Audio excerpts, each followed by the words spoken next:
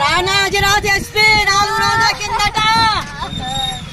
రోజుల కిందట కానిస్టేబుల్ కేసుల్లో ఇద్దరిని వేసేయాలని చెప్పి ఆడంట. నాకు వార్త తెలిసిందే నా కొడుకుకు చెప్పినాను, నాయన వద్దు ఈ వార్త తెలిసిందే కన్నారు అంటే, అమ్మా మంత్రితో చెప్పి అమ్మా అన్నాడు. ఎన్నెన్ని ఫరూక్తో చెప్పమని నిన్న చెప్పించిన నాయన. ఆ ఫరూక్ ఏం చెప్పినాడు, ఈ ఎస్పీ డ్రామా ఆడి నా కొడుకుని ఖతం చేశాడు. నేనైతే ఈ బాధను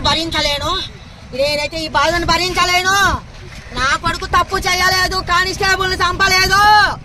చంపిన వాళ్ళు వేరే, చంపిన వాళ్ళు సుబాను మాలిక్ వాళ్ళల్లో ఉండారు.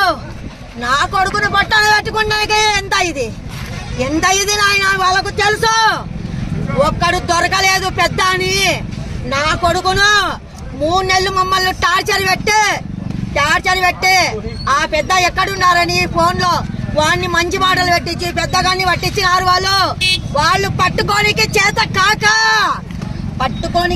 కాక పెద్ద రాజకుమారును పెట్టుకోనికి చేత కాక నా కొడుకుని కుమ్మక్కయ్యి 3 నెలలు మమ్మల్ని ఫ్యామిలీ మొత్తం సఫర్ చేసినారు. చేసే నా కొడుకును సరే నాయన పట్టిస్తాను, ఈ సఫర్ మాకొద్దు అని వాడు ఊర్లో అన్నం నీళ్లు లేకుండా తిరిగి వాడిని పట్టించినాడు నాయన.